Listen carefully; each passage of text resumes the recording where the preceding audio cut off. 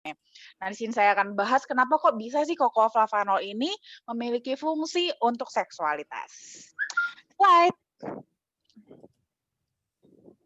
Nah, ini tadi faktanya memang seperti tadi yang sebelumnya dikasih tahu sama Pak F juga, masalah dalam suatu hubungan ya, suami istri terutama, salah satunya adalah masalah seksual. Jadi selain masalah ekonomi, masalah komunikasi, masalah seksual juga menjadi salah satu, masalah yang bisa mempengaruhi banget, untuk keharmonisan rumah tangga. Nah, kalau masalah seksual ini juga sebenarnya nggak hanya di salah satu pihak saja, dua-dua pihak juga sama-sama bisa berkontribusi ya. Seperti contohnya pada pria itu bisa masalahnya kepada disfungsi ereksi, ejakulasi dini, atau mungkin libido rendah. Kalau wanita biasanya itu masalah seksualnya cenderung ke vagina kering. Atau bisa juga tekanan untuk hamil. Jadi mungkin dari pihak keluarganya, atau orang tua, atau mertua itu, kapan hamil, pressure itu juga bisa menimbulkan masalah seksual. Tapi untuk kesempatan kali ini, itu nggak semua ya saya bahas tentang masalah seksual, saya akan lebih membahas masalah seksual yang berhubungan secara langsung dengan kardiovaskular, yaitu disfungsi ereksi. Slide. Nah, kalau disfungsi ereksi, kalau kita ngomongin disfungsi ereksi itu penyebabnya ada banyak sekali, ya. Bisa karena faktor penyakit, bisa karena faktor psikologis, karena obat-obatan, ataupun mungkin cedera. Kalau penyakit itu memang, karena disfungsi ereksi ini dia erat sekali hubungannya dengan kardiovaskular, otomatis penyakit-penyakit kardiovaskular ya, yang terutama berefek langsung menyebabkan disfungsi ereksi. Seperti hipertensi, penyakit jantung, adanya plak pembuluh darah, diabetes, obesitas, sindrom metabolik, atau bahkan mungkin sudah mulai ada pembesaran prostat. Nah, kalau secara psikis atau psikologisnya, biasanya itu yang menyebabkan disfungsi ereksi, itu karena faktor stres, depresi, kecemasan, atau mungkin memang ada masalah dengan pasangan. Nah, obat-obatan juga bisa nih, teman-teman, menyebabkan disfungsi ereksi. Jadi seperti obat-obatan, contohnya obat antihipertensi, atau obat penurun kolesterol, atau bahkan mungkin ada yang sudah memang ada masalah dengan prostatnya dan ada mengambil pengobatan kanker prostat contohnya seperti kemoterapi, radioterapi itu juga bisa menyebabkan disfungsi ereksi juga. Atau mungkin ada beberapa yang agak nakal suka konsumsi obat-obat terlarang seperti kokain dan ganja itu juga bisa menyebabkan disfungsi ereksi loh. Bahkan mungkin yang merokok. Nah, ini kalau kita nggak ini ya, nggak asing lagi. Kita lihat nih, bahkan di kotak rokok aja ada tulisannya, hati-hati, merokok bisa menyebabkan impotensi. Nah, makanya itu juga termasuk salah satu yang bisa menyebabkan disfungsi ereksi. Termasuk juga cedera. Slide. Nah, sekarang gimana sih prosesnya sebenarnya sampai terjadi ereksi? Kok jadi larinya ke sirkulasi darah? Itu bukannya otot ya? Nah, sebenarnya ini dia, ada mekanisme terhadap terjadinya ereksi. Itu ada 5 fase. Fase awal itu adalah fase 0 atau flaksik, itu adalah fase pas masih lemas, gitu ya. Ini mungkin teman-teman bisa lihat di layar masing-masing, fase flaksik itu adalah fase lemas. Pada saat nanti teman-teman itu sudah mulai ada terstimulasi dengan, stimulus seks, itu sudah mulai ada masuk ke fase 1 yaitu fase pengisian laten. Nah, itu mungkin teman-teman bisa melihat ada namanya corpus cavernosum di layar ya. Nah, corpus cavernosum ini itu sudah mulai terisi dia. Sudah mulai terisi darah. Jadi di dalamnya itu ada pembuluh-pembuluh darah arteri, di situ sudah mulai terisi. Tapi masih sedikit. Lama-lama nanti bertahap sudah mulai masuk ke fase 2, yaitu fase tumescence. Nah, tumescence ini dia sudah lebih berisi lagi sampai dia sudah mulai mengembang. Jadi secara ukuran sudah mulai ada terjadi pembesaran ukuran. Lalu habis itu semakin banyak yang masuk, itu mulai masuk ke fase 3, yaitu fase ereksi penuh. Nah, fase ereksi penuh ini itu udah semakin deras, semakin banyak aliran darah yang masuk ke dalam corpus cavernosum ini sampai masuklah akhirnya ke fase 4 yaitu fase ereksi kaku. Pada saat, dia di fase ereksi kaku ini, pembuluh darah, aliran darah yang masuk melalui arteri, itu dia tertahan di dalam corpus cavernosum dan tidak bisa keluar karena adanya tekanan di sekitar corpus cavernosum ini, otot-otot di sekitar corpus cavernosum yang yang menjepit pembuluh darah vena, sehingga darah yang masuk itu tidak bisa keluar. Itulah yang akan membuat sehingga penis menjadi ereksi. Slide.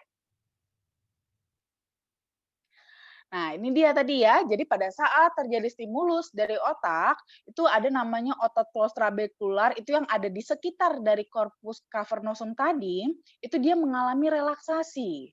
Jadi yang awalnya dia kenceng, selama ini kalau kondisi tadi fase 0 yang fase fraksi tadi, itu biasanya otot postrabekular ini dia kondisinya adalah kontraksi. Kontraksi yang dimana dia menekan justru menekan ke dalam si corpus cavernosum, di mana di situ adalah pembuluh darah arteri, di situ ditekan supaya aliran darahnya nggak banyak arterinya. Nah, tapi pada saat terjadi stimulus dari otak, otot postrabekular ini dia justru mengalami relaksasi. Dia justru merenggang sehingga aliran darah arteri menuju penis semakin meningkat. Aliran darahnya bisa lebih banyak yang masuk. Nah, disinilah kalau terjadi nih ada perubahan substansi kimia, aliran darah pada penis, itu bergantung banget sama kondisi dari sirkulasi darahnya. Terus juga ada juga partisipasi dari hormon, enzim, bahkan bahan endogen dari penisnya sendiri. Nah, makanya nih teman-teman, kalau kita punya kadar NO atau nitric oxide meningkat, itu akan terjadi relaksasi pada otot pos pembuluh darah arterinya itu yang ada di corpus cavernosum sehingga aliran darah bisa lebih lempeng masuk ke sana dan bisa terjadi ereksi. Slide. Nah, flavanol ini itu dapat meningkatkan produksi dari nitric oxide. Caranya gimana? Nah, seperti sebelumnya juga teman-teman sudah pernah beberapa kali ya kita ikut presentasi. Jadi endotelium itu kita tahu, mungkin bagi yang nggak tahu endotelium itu apa, endotelium itu adalah sisi dalam dari pembuluh darah. Jadi dia bagian lumennya ya, lumen dari pembuluh darah itu namanya adalah endotelium. Nah, itu dia berperan dalam memproduksi nitric oxide yang nanti nitric oxide inilah yang bekerja pada pembuluh darah menyebabkan pembesaran pada pembuluh darah.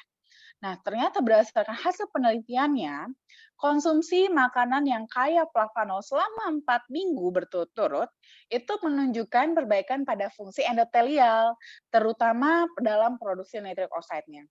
Sehingga itu bisa tetap menjaga elastisitas dari pembuluh darah kita.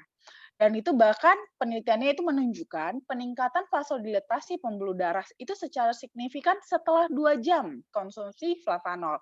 Dosisnya sehingga setidaknya adalah lebih besar sama dengan 176 mg dari flavanol. Kalau semakin tinggi kadar flavanol yang dikonsumsi, otomatis semakin tinggi vasodilatasi pembuluh darah. Jadi nanti teman-teman ya bisa menilai sendiri ya, akan tergantung kepada kondisi dari pembuluh darahnya masing-masing nih. Seberapa sempit sih pembuluh darahnya? Nah, nanti itulah yang akan menentukan dosis berapa yang paling efektif buat teman-teman. Slide. Nah, ini untuk ekstraksi flavanol itu sudah kita patenkan ya, karena faktanya memang seringnya di lapangan ekstraksi flavanol itu yang biasanya di coklat-coklat yang kita temuin di pasar nih, itu dia kadar flavanolnya itu sudah kecil sekali. Kenapa bisa kecil? Karena menurun pada saat pemrosesannya. Nah, di sini ekstraksi flavanolnya itu sudah kita patenkan. Kenapa sampai kita patenkan? Karena kita bisa mempertahankan hingga 80% kadar flavanol pada kakao secara alami. Sehingga masih bisa memberikan manfaat yang cukup tinggi bagi tubuh kita. Slide. Nah, bahkan nih kalau yang berhubungan dengan disfungsi ereksi, kita juga sudah ada studi klinis yang sudah dipatenkan bahwa ternyata polyphenol ini atau flavanol ini terutama itu bisa digunakan untuk menangani kasus pembesaran prostat. Nah, jadi sebenarnya malah bermanfaat banget ya.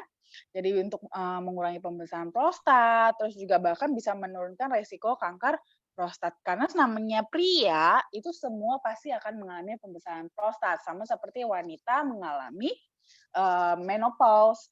Cuman kita tinggal seberapa cepat nih pembesaran prostatnya. Nah, kalau seandainya dia terlalu cepat, itu bisa kita bantu rem dengan bantu dari cocoa flavanol ini. Slide. Nah, kita juga sudah dapat juga ya klaim dari European Food Safety Authority bahwa manfaat produk ini itu dia bermanfaat atau dapat membantu memelihara elastisitas pembuluh darah dan juga berkontribusi untuk mendapatkan aliran darah yang normal. Nah, ini juga tentunya kita kalau untuk diakui di sini selama saya ini nggak bisa sembarangan ya teman-teman ya, memang karena kita sudah ada studi klinis yang bahkan studi klinisnya saja pun itu bahkan kita patenkan juga. Slide. Nah, ini ya, kita perkenalkan flavanol, di mana dia 80%-nya adalah cocoa flavanol dari ekstrak biji kakao. Untuk konsumsinya itu cukup 5 gram sehari untuk mencukupi kebutuhan tubuh akan flavanol. Boleh lebih? Boleh banget. Sesuaikan saja dengan kebutuhan sehari-hari. Jadi kalau mau tahu kebutuhannya berapa, silakan dicek sendiri saja ya. Slide. Terima kasih.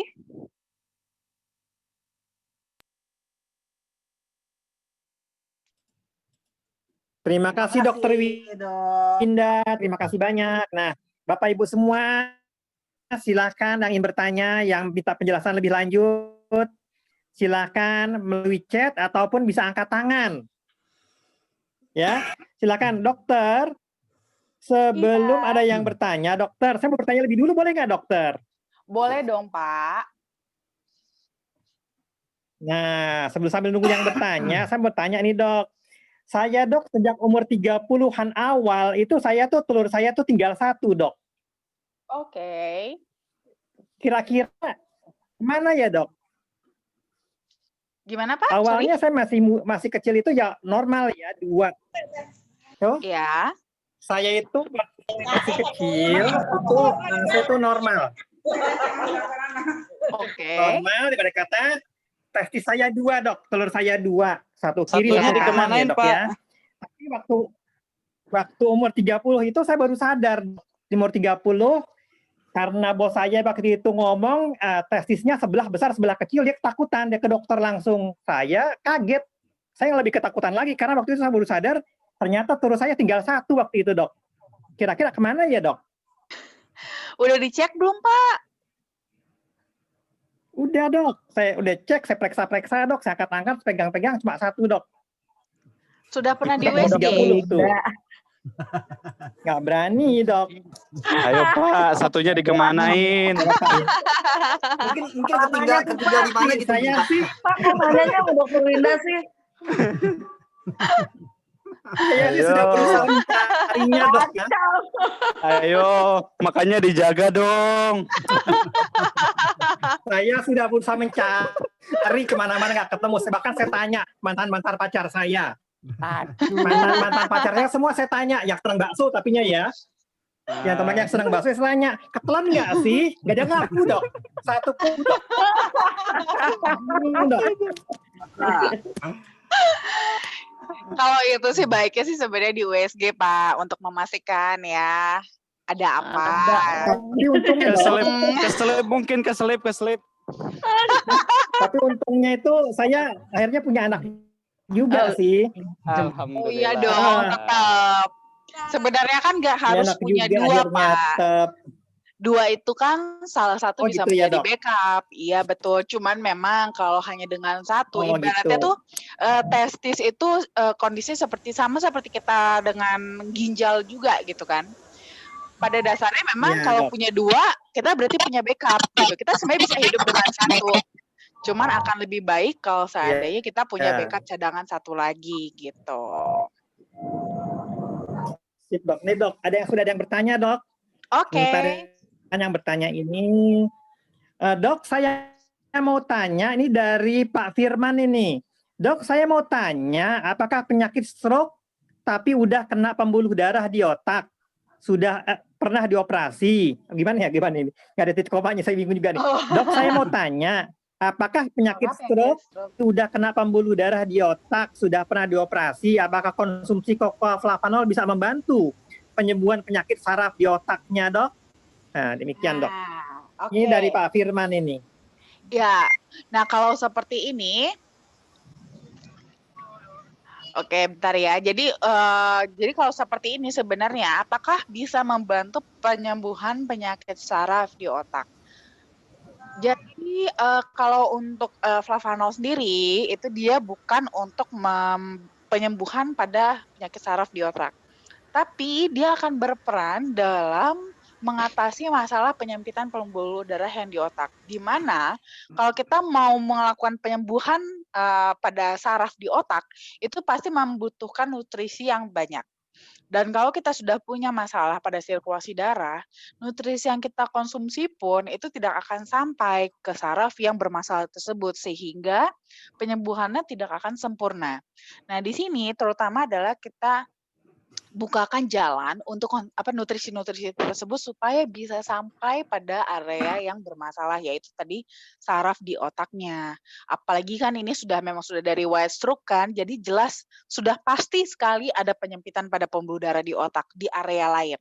Tapi kita hanya nggak tahu aja berapa persen dan kita belum bisa mendeteksi itu dia di lokasi sebelah mana karena akan tergantung kepada efek yang ditimbulkan. Jadi itu kita nggak bisa deteksi asal deteksi saja ya. Seperti kita tahu pembuluh darah kan di dalam tubuh kita sangat banyak sekali, sangat panjang sekali, nggak mungkin kita cekin satu-satu. Jadi kita hanya bisa menunggu sampai dia menimbulkan gejala, baru kita bisa memprediksi area yang bermasalah.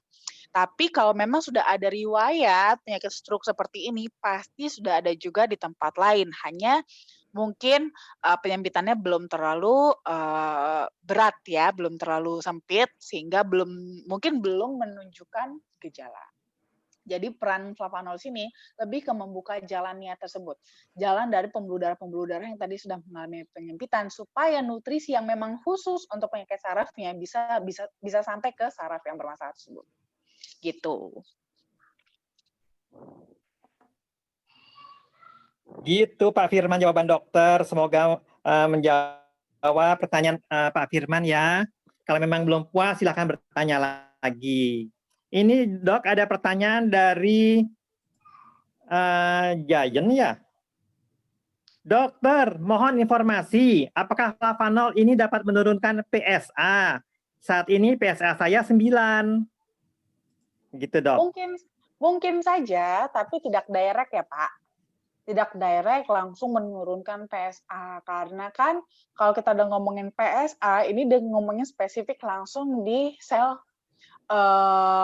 prostatnya sendiri, gitu kan. Jadi ini memang lebih butuh waktu sih kalau kita udah ngomongin lebih khusus ke si prostatnya. Jadi lebih takes time dan ini pun akan tergantung kepada dosis flavanol yang Bapak konsumsi. Begitu.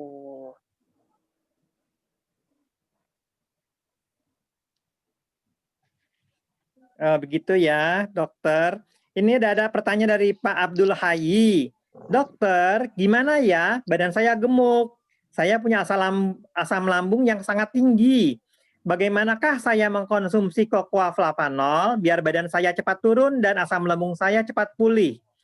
Ini penyakit kakak kandung saya. Takutnya nanti kalau makin gemuk, kadang napas juga sesak. Demikian dok pertanyaan dari Bapak Abdul Hayi. Nah, oke. Kalau untuk masalah asam lambung sangat direkomendasikan sih saya pribadi konsumsinya itu setelah makan ya. Jadi setelah makan dulu, terisi dulu makanannya, lambungnya, baru konsumsi cocoa flavanol. Nah, dengan begitu juga kan akan meningkatkan ekspresi dari kerja dari sel tubuhnya juga ya untuk lebih memetabolisme lemak untuk menjadi energi. Jadi supaya bisa lebih dibakar lagi kandungan lemak di dalam tubuh maupun asupan yang baru masuk. Cuman memang saya anjurkan tetap harus dibarengi ya dengan diet dan olahraga, terutama olahraga yang kardio ya. Itu kan juga akan nyambung banget juga dengan flavanol dan jadi itu bisa membantu juga untuk lebih efektif dalam penurunan berat badannya. Gitu. Begitu. Terima kasih dok. Tapi Pak Abdul Hai jawaban dokter. Lalu ada Pak Bambang ini. Ya, ya, silakan. tapi takutnya gini dokter. Dia kan udah 2 kali operasi nih. Operasi waktu saat melahirkan. Jadi dia takutnya pas dia konsumsi kokoflavanol ini terjadi sesuatu yang tidak diinginkan. Kalau seperti itu, dicobanya dosisnya dari yang kecil dulu aja, jangan langsung gede-gede, jangan langsung banyak-banyak minumnya. Jadi secara bertahap, sedikit-sedikit dulu, dicoba dulu, supaya juga tubuhnya nggak kaget gitu. Kira-kira berapa dokter dosisnya yang harus? 5 gram aja dulu cukup. Oh, Jadi cukup ya satu takar aja. Oh iya, seperti biasa ya? Ya, jadi sekali dulu aja minumnya. Nanti kalau sudah mulai cocok sama tubuhnya, baru nanti bertahap ditingkatkan dosisnya gitu. Yang tadi cuma sekali Oke, minum, Dok. jadi 2 kali gitu ya. Iya, berarti awalnya sekali aja dulu sehari ya? Iya, betul. Oke, makasih dok. Sama-sama. Terima kasih Pak Abdul Hai. Sama Ini Pak ada Tony. pertanyaan lagi dok dari Pak Bambang. Pertanyaan dari Pak Bambang. Mau tanya apakah kokoflavanol bisa untuk mengobati frozen shoulder, sakit bahu? Ya. Nah, kalau frozen shoulder itu biasanya juga memang akibat dari sirkulasi darah yang nggak lancar juga, yang akibatnya impact-nya bermasalah pada persyarafan dan otot di area shoulder-nya.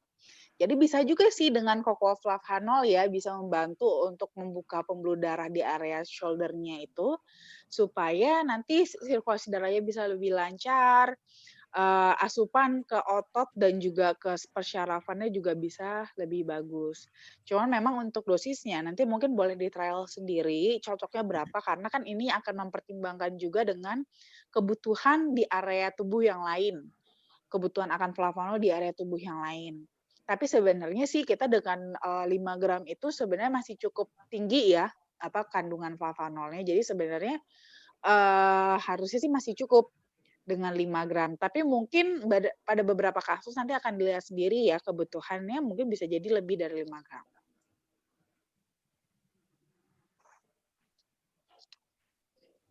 Begitu dokter. Terima kasih dok. Sama-sama. Oh. Dok, berikutnya ada pertanyaan dari Pak Landung Sugiarto. Dok, istri saya mau tanya, pembuluh darah itu bukan garis kurung buka, perbedaannya usus dan pembuluh darah. Jadi dia bertanya, apa bedanya usus dan pembuluh darah? Jauh Gimana, sekali dok? perbedaannya. Bedanya usus dan pembuluh darah, dok. Saya juga bingung, dok. Beda sekali perbedaan antara usus dengan pembuluh darah. Sangat jauh sekali perbedaannya. Usus itu hanyalah salah satu organ di saluran pencernaan saja. Dan lokasinya itu hanya di perut saja. Sedangkan kalau kita ngomongin pembuluh darah, itu adalah saluran di seluruh tubuh kita. Dan itu dia tempat area yang akan mengantarkan darah, oksigen, nutrisi, bahkan termasuk juga sampah dan karbon dioksida di dalam tubuh kita gitu. Jadi memang jauh banget ya bedanya antara usus dan pembuluh darah. Gitu. Ya, demikian jawaban dokter Pak Landung Sugiarto. Berikutnya nih dari Pak Adi Kwok. Bertanya, dokter, flavanol buat diabetes gimana apanya yang dibenerin supaya ereksinya kaku lagi? Itu Sama. Pertanyaan dari Pak Adi Kwok. Ya, kalau dengan diabetes sama juga kasusnya. Jadi, kenapa kok diabetes itu bisa sampai mengalami impotensi atau disfungsi ereksi? Karena tadi kadar gula pada pembuluh darah itu tuh dia sifatnya akan merusak atau membuat apa sih namanya ya oksidasi pada lumen pembuluh darah sehingga tuh ibarat kata kalau kita bayangkan ya di dalam pembuluh darah kita ini ada banyak molekul gula, apalagi molekul gula itu agak gede-gede ya, itu dia akan bentur dinding-dinding pembuluh darah sehingga dinding-dinding pembuluh darah kita itu cedera. Kalau cedera, respon tubuh itu adalah berusaha untuk mengobati, menambal bagian-bagian yang cedera tersebut, sehingga itulah nanti di situ kerjanya trombosit. Disitulah nanti akibatnya trombosit inilah yang akan menutup area-area yang luka tersebut. Akibatnya situ malah jadi terjadi tumpukan penebalan yang akibatnya jadi plak. Itulah juga termasuk sesuatu yang terjadi pada kasus diabetes. Nah, jadi kalau seandainya sudah mulai ada penebalan pada pembuluh darah, penyempitan pada pembuluh darah, otomatis sirkulasi darah jadi nggak lancar. Nah, kalau udah nggak lancar, apalagi kalau kejadiannya posisi penyempitannya itu di pembuluh darah yang menuju ke penis, itu akan mengakibatkan tadi terisinya fase tadi pengisian laten tadi itu sampai dia fase ereksi penuh, ereksi kaku itu akan lambat sekali karena lama ngisinya. Gitu kan, karena ibaratnya yang bisa masuk sedikit-sedikit aja. Jadi makanya enggak ereksi-ereksi juga gitu, enggak kaku-kaku ereksinya. Itulah yang terjadi pada kasus diabetes. Nah, di sini kerjanya flavanol adalah membuat si pembuluh darah yang tadi dia menyempit tadi itu supaya jadi elastis, membuka, melebar lagi sehingga itu pembuluh darah arteri yang menuju penis tadi itu lebih cepat terisinya sampai penuh sehingga bisa ereksi kembali. Begitu. Gitu Pak Adi, semoga terpuaskan pertanyaannya dengan jawaban dokter. Semoga Pak Adi supaya ereksinya kaku lagi. Tapi tolong jangan dipakai gips ya, apalagi disambung pakai bambu, jangan, bahaya. Nah dok, ada pertanyaan dok. Ya.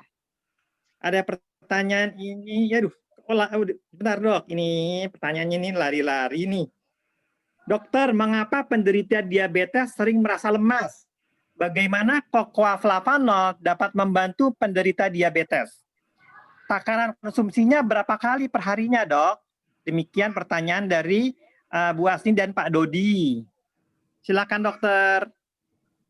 Nah, kalau untuk diabetes itu kenapa kok sering lemas? Jadi sebenarnya lebih karena kan kalau mungkin teman-teman ada yang udah beberapa familiar ya dengan diabetes, itu kan karena terjadi resistensi insulin namanya.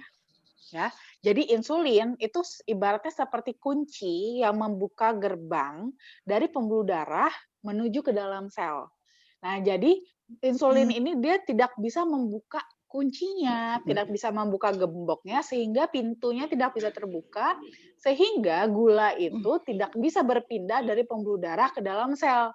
Kalau dia nggak berpindah dari pembuluh darah ke dalam sel, sel mau memetabolisme apa? Nggak ada. Metabolisme tidak terjadi, akibatnya energi yang harusnya dihasilkan dari proses metabolisme itu juga tidak terjadi gitu. Akibatnya, jadi makanya kenapa penderita diabetes itu rasanya lemas karena tidak ada proses metabolisme di sana. Gitu ya. Nah, jadi kenapa nih bagaimana cocoa flavanol dapat membantu penderita diabetes? Nah, kalau cocoa flavanol dia membantu penderita diabetes juga hampir sama ya sebenarnya, lebih ke pembuluh darahnya juga. Nah, tadi kan seperti kita tahu kuncinya itu adalah membuka gerbangnya. Nah, gerbangnya itu ada di mana? Di pembuluh darah juga. Nah, dengan pembuluh darah yang lebih bagus, lebih elastis, itu bisa jadi bagian gembok dari si insulin tadi atau reseptor insulin tadi itu juga dia bisa diperbaiki. Jadi lebih baik sehingga insulinnya itu bisa ngebuka lagi gemboknya dan bisa terjadi ada pemindahan gula dari pembuluh darah ke dalam sel sehingga sel bisa memetabolisme gula tadi dan menjadikan energi. Jadi bisa lebih bertenaga kembali. Lalu kalau untuk takaran konsumsinya, itu sama lagi seperti saya bilang sebelumnya, itu akan kembali lagi kepada tubuh masing-masing. Itu harus di trial sendiri, cocoknya berapa? Mulailah dari satu dulu. Dari satu takaran yaitu 5 gram terlebih dahulu, nanti trial efeknya baru habis itu boleh ditingkatkan secara bertahap. Tapi jangan lupa, jangan dilepas obat diabetesnya ya. Jadi harus dikombin keduanya antara obat diabetes dengan cocoa flavanolnya. Jangan langsung lepas-lepas saja, nanti kaget tubuhnya, shock karena dia belum terbiasa tanpa obat diabetes. Jadi nggak bisa langsung kita ganti aja ke cocoa flavanol, nggak bisa. Apalagi kalau seandainya kita belum menemukan dosis yang tepat untuk cocoa flavanol yang untuk tubuh kita sendiri. Takutnya belum cukup dosis yang kita berikan, malah jadi berbahaya. Gitu. Terima kasih Pak. Terima kasih. Pak Dodi dan Bu Asni, pertanyaannya semoga jawaban dokter memuaskan Bapak dan Ibu. Bapak Ibu semua, bagi yang dipuaskan oleh dokter silakan bertanya ya, jangan malu-malu. Ini sekali lagi ada pertanyaan dari Pak Firman. Dok, mau tanya apakah cocoa flavanol bisa membantu penyembuhan penyakit autis bagi anak-anak? Itu Tidak dari Pak Firman, spesifik. Dok. Silakan Tidak dokter. spesifik. Ya, jadi kalau cocoa flavanol itu dia tidak spesifik ya untuk penyakit autis karena kan kalau autis itu dia lebih ke syaraf. Cuman memang ya itu dia sama juga seperti kasusnya pada stroke tadi. Cocoa flavanol itu bisa membantu untuk distribusi obat-obatan atau nutrisi untuk kasus autis tersebut. Jadi bisa membantu, jadi seperti booster ya. Jatuhnya dia itu seperti booster untuk penyakit utama, untuk pengobatan yang utamanya. Jadi kalau dia berdiri sendiri sebagai main terapi itu tidak bisa, karena bukan di situ perannya. Tapi kalau dia sebagai booster dari main terapinya itu bisa. Gitu ya. Jadi memang harus tetap dikombin dengan obat-obatan yang atau nutrisi-nutrisi yang memang khusus untuk penyakit autisnya itu begitu. Baik, demikian Pak Firman jawaban dokter, semoga terpuaskan. Ada pertanyaan dari Bu Rinate, apakah Rina Tanjung ini? Dok, mau tanya, kalau ada penyakit ya. Sebelumnya ini ada sebelum Pak Firman ada yang tanya, tapi sepertinya private ke saya. Mungkin tujuannya ke semua, cuman tidak sengaja mungkin di private. Oh ya, silakan. Oh. Ada yang kelewat. Jadi pertanyaannya pertanyaan sebagai berikut nih dok. Kalau sakit diabetes bagi laki-laki akan berakibat dia tidak bisa berhubungan suami istri. Tapi kalau perempuan akankah seperti pada pria yang tidak bisa melakukan hubungan suami istri? Untuk kasus diabetes dok maksudnya. Nah, kalau kasus diabetes itu sebenarnya kasus yang unik sih ya, karena diabetes itu sebenarnya masalahnya itu dia cuma di gula darah sebenarnya. Tapi akibat dari gula darah yang tinggi, itu dia bisa berakibat ke seluruh organ tubuh kita. Kenapa? Karena masalahnya justru adalah di pembuluh darahnya. Karena koneksi pembuluh darah dengan seluruh tubuh, otomatis diabetes ini bisa mengakibatkan komplikasi di seluruh area tubuh kita. Nah, jadi kalau pada wanita bukan berarti nggak bisa, wanita juga bisa mendapatkan masalah seksual akibat dari diabetes. Bisa pada wanita hormonnya jadi terganggu.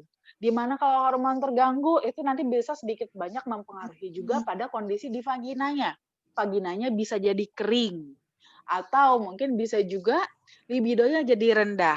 Jadi bisa saja dampaknya ke sana, tapi akan tergantung ya, karena kembali lagi ya, diabetes itu komplikasinya berbeda-beda juga setiap orang gitu, tergantung mana yang dia rusak terlebih dahulu.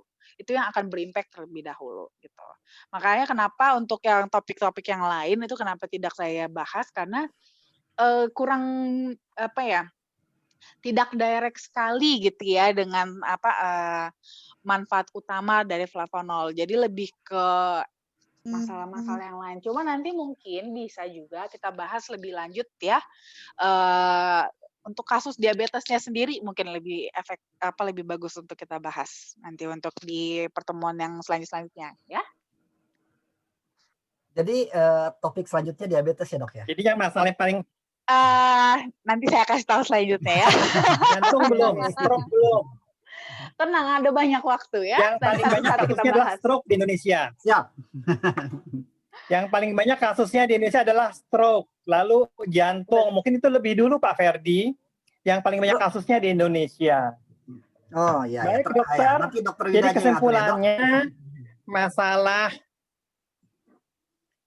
kesimpulannya dokter masalah ereksi ini lebih berat ya dibandingkan vagina kering ya dok ya? Ya betul, karena dia direct langsung efeknya itu pada sirkulasi darah kan. Jadi memang efeknya lebih terasa sih gitu. Lebih cepat ketahuannya masalahnya gitu. Ya, lagi kan kalau ereksi nggak bisa ereksi kan sulit dok ya, nggak bisa disambung-sambung dengan diganjel pakai bambu nggak bisa dok ya. Sedangkan kalau vagina kering kan gampang atasinya, Dok. Bisa dulu ya. Vagina kering dok kan gampang atasinya, Dok. Dibasahin aja pakai air, diludahin atau dikasih Iya, minyak betul. gitu kan selesai, Dok. Betul nggak, Dok ya? Betul, Oke, Dok. betul. Selanjutnya adalah pertanyaan dari Bu Rina T. Bu Rina Tanjung. Dok, mau tanya, kalau ada penyakit GERD, GERD, amankah Ya. mengkonsumsi flavanol? Sudah berobat ke dokter selama 3 tahun, tapi belum sembuh-sembuh. Kalau bangun tidur, pinggang sampai belakang sakit dan keliengan. Sampai nggak bisa tidur. Itu gimana, Dok? Apakah flavanol bisa membantu? Itu pertanyaan dari Bu Oke. Rina T. Bu Rina Tanjung mungkin. Oke, jadi sebenarnya kalau kita ngomongin GERD itu sama seperti kita ngomongin MAH juga ya. Cuman GERD ini adalah tingkatan yang lebih berat daripada MAH. Jadi sudah lebih komplikasi kalau GERD ini ya dibandingkan MAH. Nah, kalau untuk jadi treatmentnya itu sama juga seperti pada pasien MAH juga. Boleh konsumsi flavanol tapi setelah makan. Jadi sebelumnya itu tetap konsumsi obat MAH-nya ya, obat GERD-nya tetap dikonsumsi. Setelah itu baru makan, lalu baru habis itu konsumsi flavanolnya gitu. Nanti itu secara bertahap itu akan membantu lebih memaksimalkan lagi manfaat dari obat-obatan GERD-nya juga, dan juga mengurangi inflamasi atau radang, cedera pada area lambungnya, dan sphincter lambungnya juga gitu kan. Itu kan kalau pada GERD itu kan sphincter lambungnya itu udah mulai luka ya, udah cedera. Nah, itu juga bisa diminimalisir gitu ya, diminimalisir kerusakannya karena kan ada efek antiinflamasi dan antioksidan juga pada flavanol gitu. Jadi bisa, cuma memang nggak langsung ya, Ibu, gitu. Oke, terima kasih, Dok. Demikian Bu Rina. Ini ada pertanyaan lagi dari Bu Diah Ulyas. Untuk diabetes, hipertensi, dan lain-lain penyakit, apakah mengkonsumsi cocoa flavanolnya bisa dibarengi dengan mengkonsumsi obat dari dokter?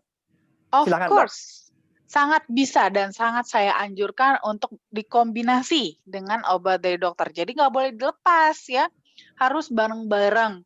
Jadi kita juga jangan oh saya percaya banget nih sama flavanol, saya mau tinggalkan semua obat-obat, jangan gitu juga ya. Jangan jangan ya positive thinking is very good, tapi harus yang paling mengenal diri tubuhnya sendiri kan kita sendiri ya. Jadi jangan juga terlalu keras gitu sama tubuh kita sendiri. Kita coba-cobain terlalu macam-macam juga jangan. Jadi kombinasinya itu kombinasi dulu dengan obat-obatan berbarengan, nanti secara bertahap baru perlahan dikurangi dosis obatnya. Dikurangi, dilepas secara bertahap. Jangan langsung lepas, kasihan badannya. Gitu ya.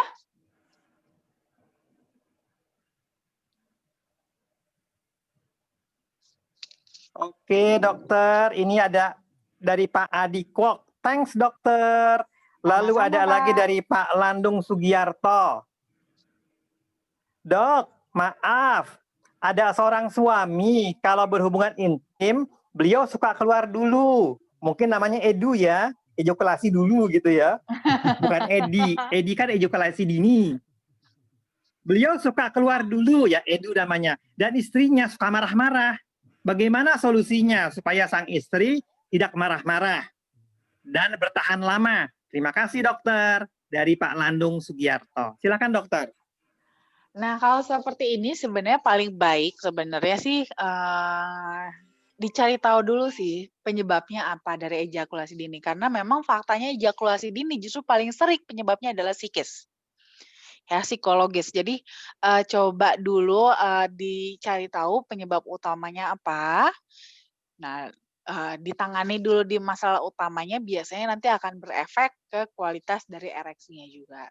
Nanti boleh dibantu kalau memang ternyata masalahnya adalah non psikologis atau memang lebih ke masalah pada organ pembuluh darahnya yang memang ada bermasalah, itu bisa sekali kita bantu dengan cocoa flavanol begitu. Dan Sip, sebenarnya dok. kalaupun Memang sudah banyak psikologis, yang membuktikan cocoa flavanol. sorry Pak, nambahin sedikit. Dan Halo. kalaupun ya halo, dan kalaupun silakan. memang masalahnya adalah di psikologis juga, itu juga bisa juga sih dibantu juga dengan Cocoflavanol karena kan mungkin teman-teman di sini juga sudah banyak yang ngerasain kalau yang kita konsumsi Cocoflavanol itu membuat kita lebih rileks juga.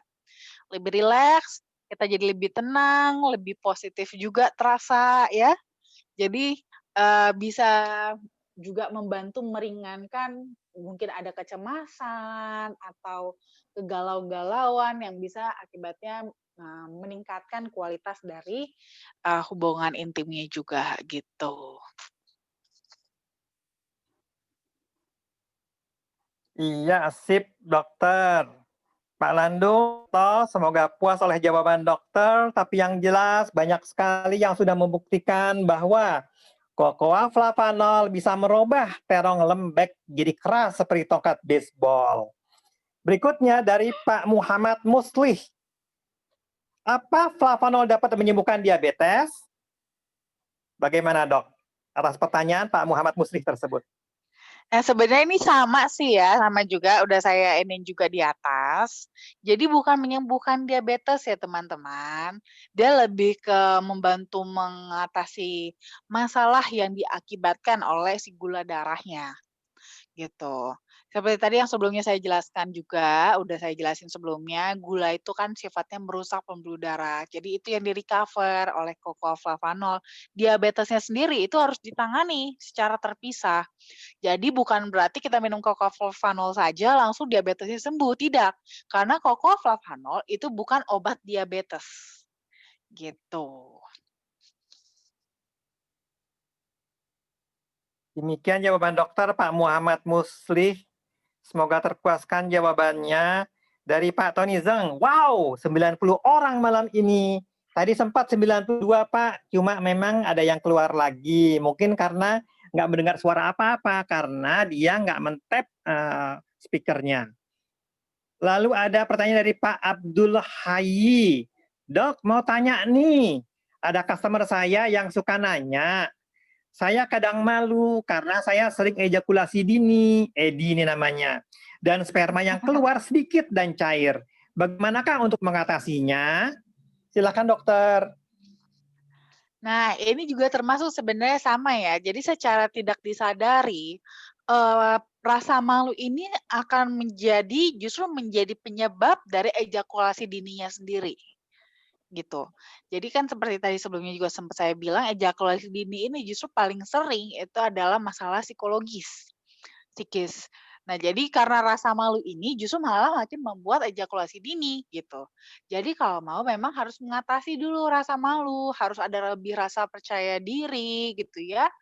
Nah, jadi boleh sih kita bantu juga dengan Cocoflavanol supaya untuk membuat kita lebih rileks, lebih mengurangi kecemasan, nggak usah terlalu khawatir, jadi lebih positive thinking gitu ya, yang nanti bisa berimpact juga dengan kualitas ejakulasinya, seperti itu.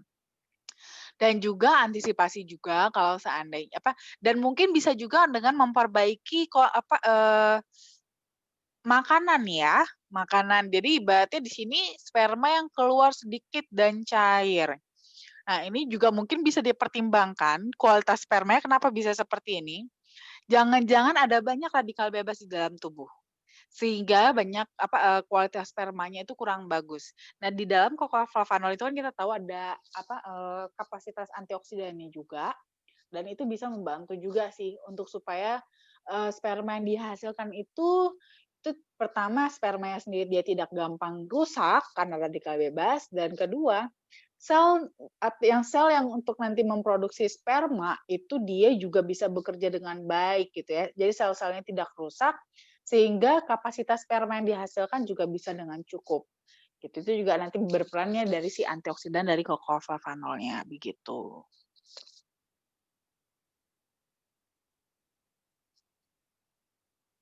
Sip, dokter. Demikian Pak Abdul Hayy jawaban dokter. Dari Pak Firman, to everyone. Oke dok, makasih. Lalu ada gambar tangan.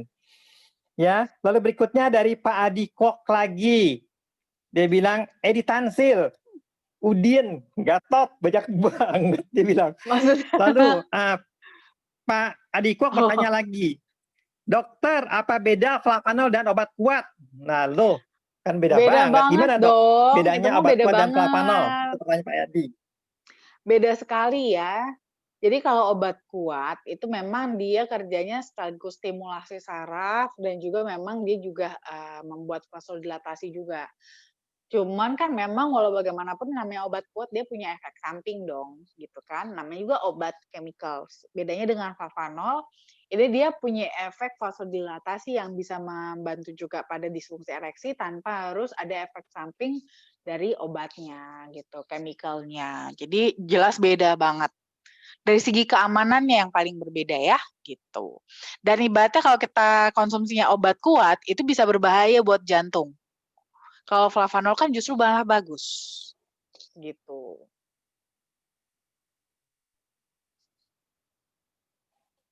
Iya, demikian Pak Adi. Semoga nggak salah ngambil obat ya, obat kuat atau flavanol. Pastikan flavanol, bukan obat kuat. Singkirkan obat kuatnya karena Pak Adi bisa kuat tanpa obat-obatan. Dari Bu Rinate, thank you dok. Ini pertanyaan dari temanku sama gambar senyum. Ya tadi sudah bertanya dia. Terima kasih sekarang. Lalu dari Pak Budi, dok, menurut saya juga perlu diperhatikan agar flavanol lebih efektif bagi tubuh. Sebaiknya diperhatikan juga faktor psikisnya. Karena kalau tidak, penyerapan flavanol tidak maksimal. Betul. Ya demikian dari Pak Budi dok. Betul, itu tentu banget ya. Jadi pada saat kita mengkonsumsi apapun itu, kalau kitanya positif dalam mengkonsumsinya, itu akan memberikan efek yang lebih baik bagi tubuh. Iya, demikian Pak Budi, betul sekali. Faktor psikis memang mempengaruhi ereksi. Jadi ibu-ibu jangan suka marah-marah ke bapak-bapak. Kalau di bapak-bapak dimarahin, mau berdiri nggak jadi, ya. Takut Jadi ya. sebaiknya baik-baik saja dielus-elus supaya cepat berdirinya. Berikutnya adalah dari Lisa Jakarta. Diabetes tidak bisa sembuh, hanya saja bisa membantu menormalkan kadar gula darahnya agar tidak naik lagi. Betul. Yang naik ini maksudnya apa ya, Bu ya? Darahnya atau gula ya? darahnya, Oke, Pak. gimana dok? Jadi memang kita bahkan Gula kita yang normal Ya, ya. Pak. Bukan Jadi- tongkat bisbolnya.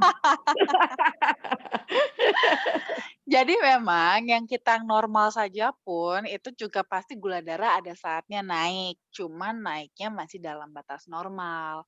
Makanya di Betul. sini lebih kepada yang penderita diabetes itu kenaikannya yang tidak normal, melebihi dari batas. Nah, di sini kita bisa bantu supaya kontrol dari kenaikan gula darahnya itu nggak terlalu tinggi, masih bisa mendekati dari batas normal begitu. Jadi supaya kerusakan yang terjadi pun bisa lebih diminimalisir komplikasinya begitu. Itu tadi membantu jawaban Pak Musli, Dok. Yes, betul. Thank you. Sip Bu Lisa, thank you Bu Lisa. Semoga Kami. Pak Muslih terpuaskan oleh jawaban dari dokter dan dari Bu Lisa. Ya, Wah. dijawab oleh dua wanita. Semoga terpuaskan Pak Muslih ya. Semoga. Lalu ada dari Bahasanya Pak jadi- Firman lagi nih. Dok.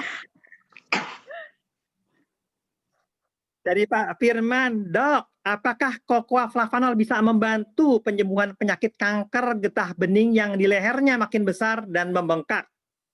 Leher apanya nih? Leher benerannya ya, bukan leher anunya ya. Oke, silakan dokter. Sebenarnya, nah ini lagi ya, buat teman-teman semuanya, jadi perlu dimengerti adalah Cocoa Flavanol itu bukan obat, apalagi obat kanker, obat diabetes, itu tidak ya. Jadi tidak bisa menyembuhkan penyakit-penyakit tersebut. Tapi memang bisa membantu obat utama untuk penyakit tersebut. Penyakit-penyakit termasuk di sini adalah penyakit kanker getah bening. Jadi kalau kita bagi pasien yang menderita penyakit kanker getah bening itu kan pasti sudah ada dong pengobatan utamanya ya, baik kemoterapi, radioterapi ataupun ada obat-obatan lainnya yang memang spesifik untuk kanker getah beningnya. Nah, di sini kokoaflavanol itu kerjanya adalah lebih ke memperlancar distribusi obat-obatan tersebut supaya bisa sampai ke lokasi dari si sel kanker getah bening ini. Jadi bisa kerjanya lebih efektif. Tapi bukan kokoaflavanolnya yang menyembuhkan. Kokoaflavanol itu hanya membantu sama juga sekaligus dia menjaga penyebarannya supaya tidak semakin menyebar si sel kankernya ini, tidak semakin mutasi, tidak metastase ya, karena di kokoaflavanol itu ada antioksidannya. Dan itu juga memang biasanya menjadi salah satu terapi bagi pasien-pasien kanker apapun itu. Jadi biasanya ada termasuk juga dikasih terapi antioksidan. Nah, disitulah nanti juga yang perannya sama seperti kokoaflavanol ini gitu ya. Jadi untuk menekan supaya selnya ini nggak sampai bermutasi ke sel-sel sekitarnya yang lain yang masih sehat gitu, tidak semakin menyebar. Jadi situ lebih ke perannya flavanol. Tapi untuk si sel yang sudah sel kankernya sendiri itu sudah ada obatnya sendiri begitu.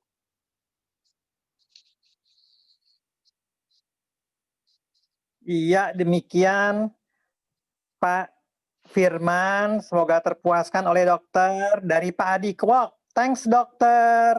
Sama-sama. Lalu dari Pak Satrio Herlambang, apa efek samping minum flavanol dalam jangka panjang? Dari Pak Satrio, silakan dokter. Oke, kalau efek sampingnya sih nggak ada. Sejauh ini belum ada efek samping konsumsi konsumsi flavanol dalam jangka panjang. Cuman memang kalau efek efek untuk kesehatannya dalam jangka panjang dia lebih ke antioksidannya gitu. Kalau efek sampingnya sih untuk saat ini belum ada ditemukan ya dari minum flavanol dalam jangka panjang. Demikian jawaban dokter Pak Setio Lamang. Ya, saya sendiri sih sudah minum 7 bulan ini, sehari 3 kali. Belum merasakan efek samping, mudah-mudahan sih nggak ada efek samping seperti yang dikatakan dokter. Dalam jangka panjang ya, saya merasakan justru bukan efek samping, tapi efek ke depan, dan semakin panjang rasanya. Dari Padi Kwok, ada gambar ketawa. Lalu dari Pak Satrio Harlambang lagi ini. Berarti flavanol hanya sebagai ajuvan ya, dok? Iya, untuk kasus di luar dari kardiovaskular, flavanol itu sifatnya sebagai ajuvan. Karena memang tadi seperti biasanya suka saya bilang juga, kunci dari semua pengobatan itu adalah pembuluh darah, sirkulasi darah. Semua obat-obatan, semua nutrisi yang kita konsumsi itu akan lewat pembuluh darah. Kalau pembuluh darahnya saja bermasalah, gimana caranya nutrisi atau obat-obatan itu bisa sampai ke target selnya gitu. Jadi memang kalau untuk masalah lain dia sifatnya adalah sebagai ajuvan gitu. Makanya main efeknya itu adalah justru di kardiovaskularnya, di pembuluh darahnya. Di luar dari itu dia bisa berefek ke yang lain juga karena sifatnya sebagai ajuvan gitu.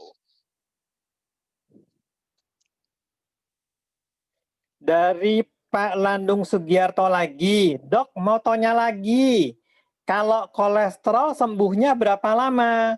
Kalau konsumsi flavanol, makasih dokter. Nah, kolesterol, hipertensi, diabetes itu sifatnya sama. Jadi tidak ada istilah sembuh.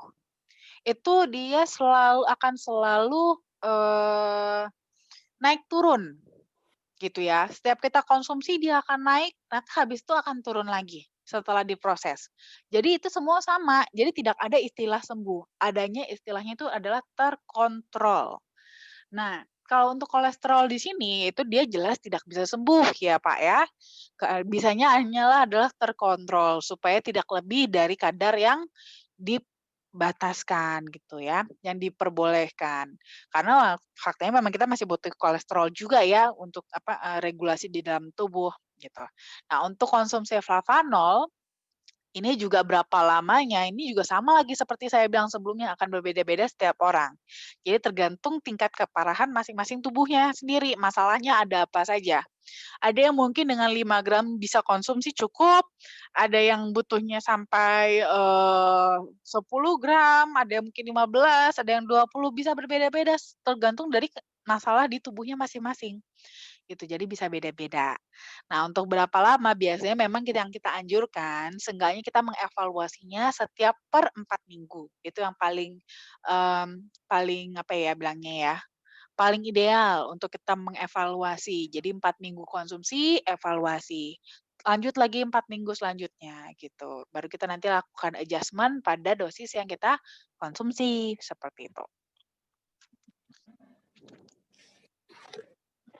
Iya, demikian jawaban dokter. Untuk Pak Landung Sugiarto, ada pertanyaan lagi dari Pak Satrio Herlambang. Bila dikaitkan dengan penyakit jantung terukur melalui presentasi sumbatan hasil CAT lab, apakah ada data penurunan sumbatan mengkonsumsi flavanol melalui CAT lab dalam periode berapa bulan?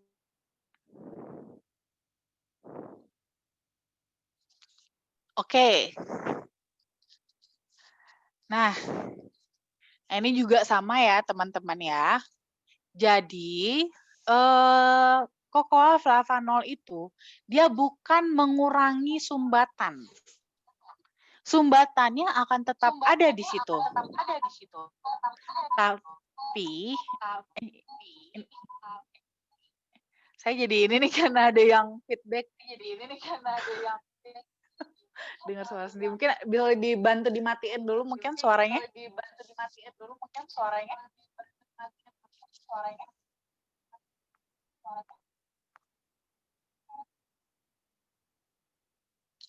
Oke. Oke. Nah, jadi itu dia bukan Halo, Pak. Ini Pak, siapa nih yang bisa bantu tolong diinin dong suaranya? Pak Ferdi, tolong Pak. Ini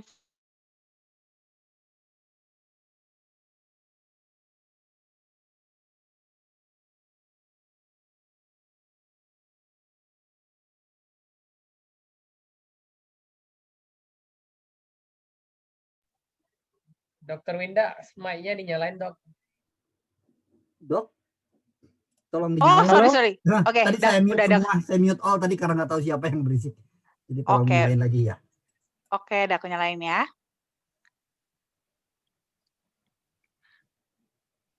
Oke, tadi pertanyaan. Oke, nah jadi itu tuh bukannya nanti sumbatannya, persentase sumbatannya yang menurun. Tapi karena tadi pembuluh darahnya yang sudah lebih elastis, itu pada saat dia mengalami vasodilatasi, itu sumbatannya itu justru ketendang keluar. Sehingga bagian tengahnya itu pembuluh darahnya itu jadi lebih lebar. Gitu. Jadi bukannya nanti lama-lama si sumbatannya ini yang akan mengikis ya. Kalau untuk pengikisan pada sumbatan pembuluh darah itu tuh lama banget, Pak.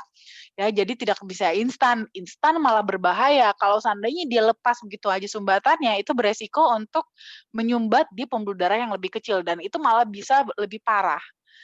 Bisa sampai menyumbat pembuluh darah yang akibatnya malah area yang diperdarahi oleh pembuluh darah tersebut itu malah nggak dapat asupan dan bisa terjadi kematian sel. Itulah nanti kalau terjadi di otak jadinya stroke, kalau terjadinya di pembuluh darah yang di jantung itu bisa mengakibatkan jadi serangan jantung.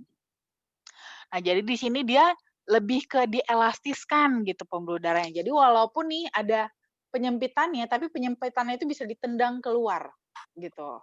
Jadi tendang keluar sehingga di bagian tengahnya, pipa di bagian tengahnya ini itu bisa lega kembali. Nah, ini prinsipnya adalah sama seperti pemasangan ring. Jadi kalau mungkin teman-teman yang sudah pasang kateter ya, itu pasang ring itu bukan berarti itu si sumbatannya itu hilang, enggak. Tapi ditendang keluar, dibuka pembuluh darahnya supaya jadi si sumbatan itu, si plaknya tadi itu tertendangnya keluar. Jadi tidak di area di bagian tengah dari pembuluh darah itu tidak menyempit sehingga aliran darahnya jadi kembali lancar. Itulah prinsip yang akan terjadi juga pada saat kita mengkonsumsi dari kokaflavanol ini. Karena tadi nitric oxide-nya itu, nitric oxide-nya yang membuat jadi vasodilatasi, seperti itu. Dan itu juga memang sudah terbukti dari hasil risetnya, itu sudah mulai terjadi sejak 2 jam konsumsi pertama. Gitu. 2 jam setelah kita konsumsi kokaflavanol, itu dia sudah mulai terjadi pembesaran, gitu.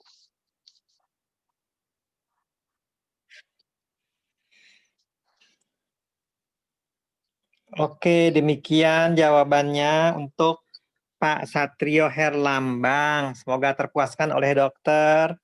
Dari Pak Budi, penyembuhan ada pada diri sendiri, tubuh sendiri yang bisa menyembuhkan, dan flavanol membantu proses penyembuhan tersebut.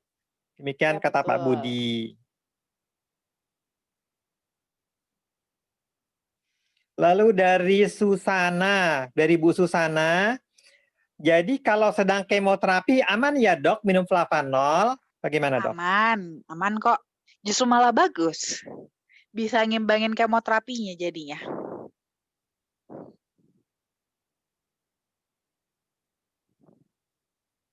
Ya, demikian Bu Susana, malah bagus kata dokter. Dari Bu Lisa Jakarta, yang ada efek ke depan, gambar orang ketawa 3 biji.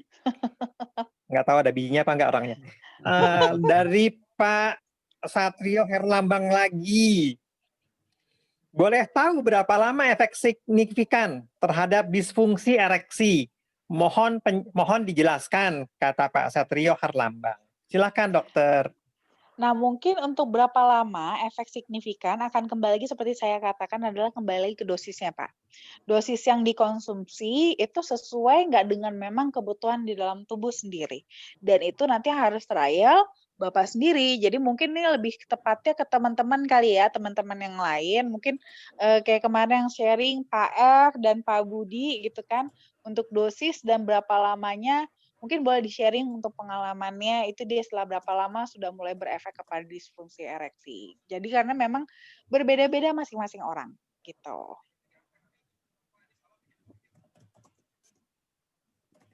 Iya, demikian Pak Satrio Herlambang, jawaban dokter.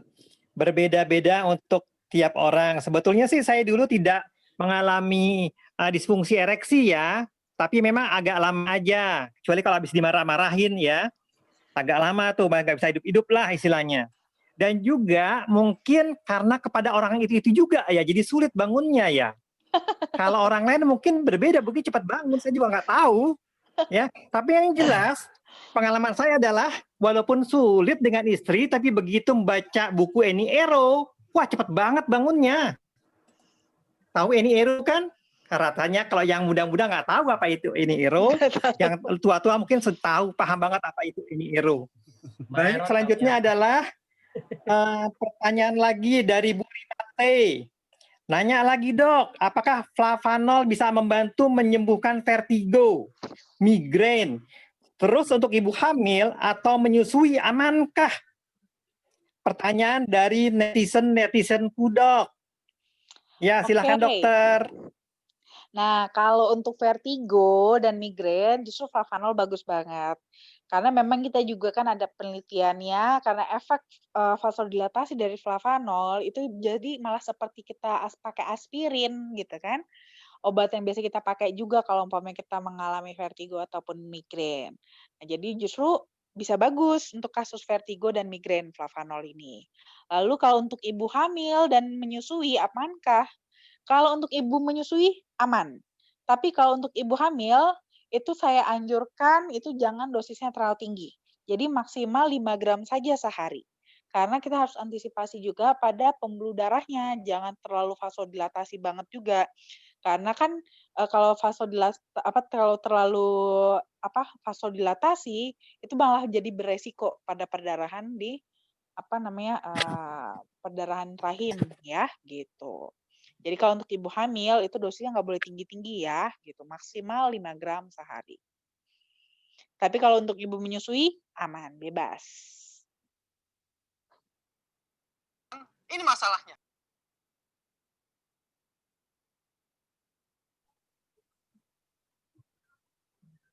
Halo, sudah? Halo, halo. Oke, kayaknya Pak F ada gangguan sinyal deh ya. Ya udah disambung aja ya, Dok ya. Oke. Aduh. Oke, ini thank you Pak F. Udah ini Pak ya, bantuin. Oke. Kemudian pertanyaan dari Pak HM ya. Pak HM atau Bu HM nggak ngerti deh nih. Ini mahal mereknya soalnya. Dokter, kalau plak atau sumbatannya terlepas, plaknya akan hancur atau terbawa kemana dalam pembuluh darah ya? Atau mungkin akan berkumpul. Waduh, kumpul jadi satu kali maksudnya ya. Nah, ini tadi barusan sempat ada aku bahas juga di pertanyaan sebelumnya. Jadi kalau ada plak atau sumbatan yang terlepas, itu akan ikut aliran darah justru. Makanya itu berbahaya banget justru. Jangan sampai plak atau sumbatan itu justru malah lepas. Karena kalau dia lepas, itu tuh dia akan ikut pembuluh darah, dan di mana itu yang paling berbahaya kalau dia nyangkutnya itu dia pembuluh darah yang kecil. Gitu. Apalagi kalau umpamanya ini sumbatan yang lepasnya itu tuh dari pembuluh darah yang besar, sehingga penebalan plaknya itu tuh dia agak-agak tebal, ikut aliran darah, pembuluh darahnya makin kecil, akhirnya sumbat. Jadi ibaratnya si plak yang besar tadi itu malah menyumbat di pembuluh darah yang lebih kecil, dan itu malah berakibat berbahaya banget. Karena dia langsung mengclogging, menyumbat aliran darah yang harusnya mengalir lewat pembuluh darah tersebut. Akibatnya, area-area yang diperdarahi oleh pembuluh darah tersebut itu jadi nggak dapat nutrisi, nggak dapat oksigen, nggak dapat suplai darah. Akhirnya mereka tidak mengalami metabolisme yang bisa berakibat dengan kematian sel. Nah, itulah nanti kalau yang terjadinya di otak itu jadi stroke, kalau terjadinya di jantung itu jadi serangan jantung gitu. Dan ini justru yang paling sering kejadiannya seperti ini. Jadi bukan karena serangan stroke atau serangan jantung itu bukan terjadi karena sumbatan yang ada pada area tersebut, tapi karena lepasnya sumbatan di area lain dan menyumbat di area tersebut. Itu yang paling sering justru kejadiannya. Makanya kejadiannya mendadak seperti itu. Oke, sudah terjawab ya, Pak atau Bu HM ya. Oke, karena mengingat waktu sudah agak malam, satu pertanyaan terakhir lagi ya. Bapak Ibu boleh langsung bertanya juga, langsung menyalain mic-nya dan kameranya. Atau chat di kolom ketik. Ketik di kolom chat maksudnya ya. Masih ada?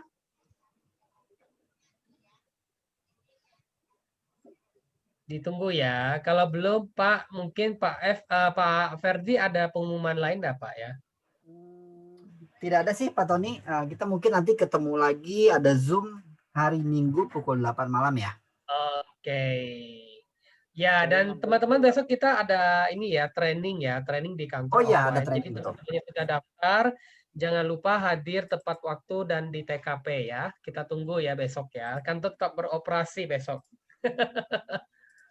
Bagi yang long weekend, ya enggak apa-apa, tetap perform ya. Kali aja dimanapun berada, tetap flavanol ya jawabannya.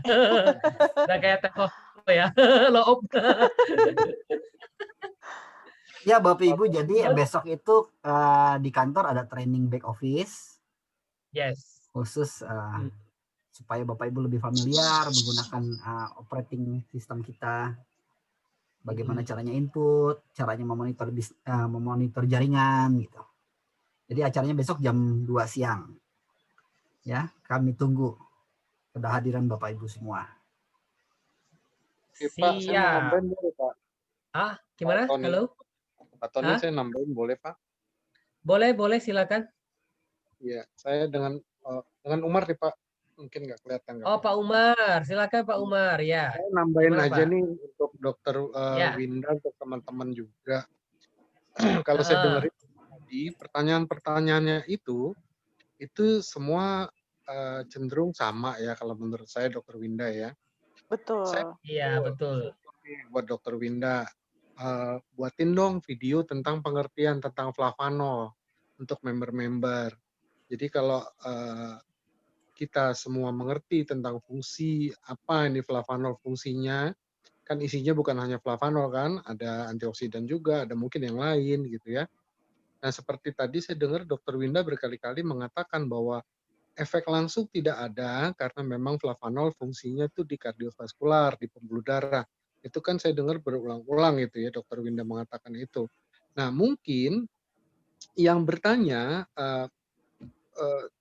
tidak apa ya, ngomongnya gimana, mungkin ilmunya tidak sebanyak Dr. Winda gitu, karena pertanyaannya juga jurusnya kan ke pertanyaan yang sebenarnya itu umum gitu ya. Dok, ini boleh nggak? Ini boleh nggak? Bisa nggak untuk ini? Nah, saya usul nih gitu.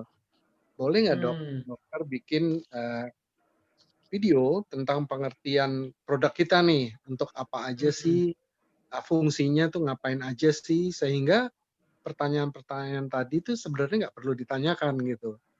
Sudah terjawab dengan video Dr. Winda, walaupun ada yang bertanya tentang dosisnya berapa kalau untuk, nah itu sih boleh-boleh aja ya. Tapi banyak kan saya dengar tadi pertanyaannya sama, bisa nggak buat ini, bisa nggak buat ini gitu kan.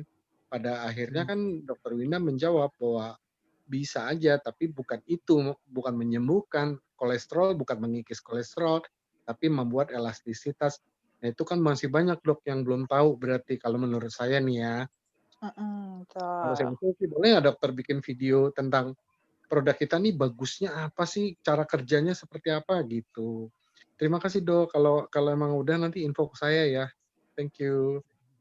Siap, boleh Pak Thank Umar. you, Pak Umar. Terima kasih Pak Umar masukannya.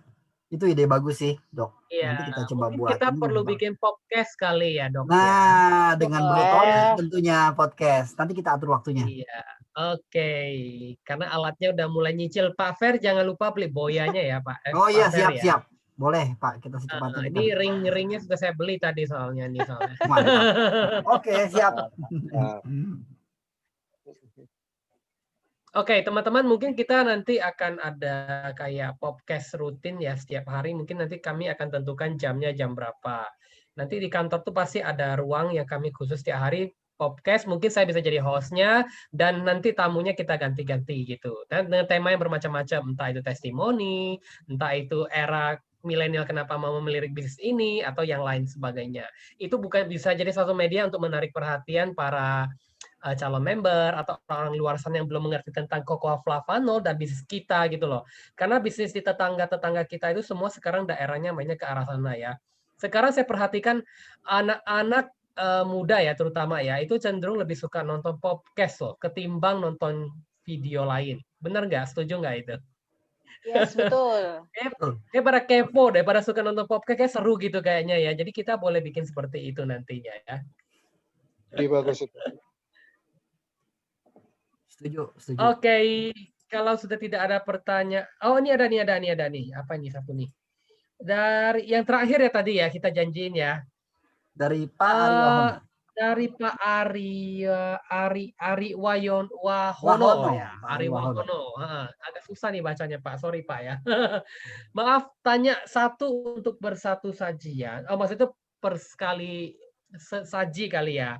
3-5 gram flavanol kalorinya berapa ya? Nah, kalau untuk kalori sih sebenarnya untuk cocoa itu tuh kecil banget sih ya, cocoa flavanol itu 5 gramnya aja itu sekitar kurang lebih 18 kalori. Gitu, untuk yang 5 gram. Ini saya ngomongnya yang ini ya, yang unsweetened ya. Terutama, ya itu. Oke, berarti sudah terjawab ya. Oh, ini mau dijawab dah Pak. Dok, dari Pak Bambang nih, kalau di Belanda ada nggak ya produk flavanol? Waduh, bingung nih jawabnya. Ini mungkin Pak Ferdi lebih tepat yang jawab ya.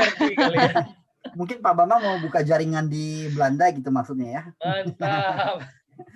Untuk saat ini masih belum bisa Pak Bambang. Kita hanya baru start di Indonesia bulan September kemarin. Tapi tidak menutup kemungkinan ke depannya bila Bapak Ibu yang berniat untuk membawa produk ini ke luar negeri akan kami support. Demikian. Baik. Oke, teman-teman, karena sudah malam, kita akhiri aja gak apa-apa ya. Nanti jangan lupa teman-teman, hari Minggu kita ketemu lagi di acara yang lain ya, ini tuh Business Talk ya. Jadi teman-teman bisa mengundang tamunya ataupun calon membernya sebanyak-banyaknya tanpa dibatasi. Kalau bisa 100 orang minggu besok ini ya. Amin. Terus teman-teman juga boleh ngundang calon membernya ke kantor. Jadi kayak hanya sekadar minum coklatnya ataupun mau presentasi silakan. Fasilitas sudah disediakan oleh perusahaan, jadi teman-teman boleh datang ya. Oke, demikian doang. Oke, thank you banget hari ini seminarnya dan sharingnya dari Dr. Winda. Thank you banget Dr. Winda. Thank you Pak Sama-sama. Ferdi dan thank you Terima kasih, teman-teman Dok. semuanya. Terima kasih Pak Tony. Boleh ya, seperti biasa ya. Kita hari ini thank you juga. Kita dokumentasi ya, boleh ya. Ya. Semua nyalain kamera tolong ya. Silakan kamera on, oke? Kamera on. Pak Effendi kok nggak nyalain Pak? Wah, Bang Fendi. Pak Adi malah dimatiin. Pas lagi mau selfie malah dimatiin. Nah, gitu. Iya, Pak nyala Ivan, dong. Pak Ivan masih mati nih. Pak Muslim. Nah, oke, Ayo. kayaknya lumayan nih. Slide pertama dulu ya, Pak. Oke, Pak. 3, Pak Leo, 2, Pak Leo. 1. Hah? Pak Leo Gimana? nih. Pak Leo belum ya? Oke, 1, 2, 3. Lagi. 1, 2, 3. Oke, terima kasih. Slide kedua nggak perlu, Pak. Udah. Oh iya. Tar dulu. Sebentar. Saya harus capture dulu yang ini.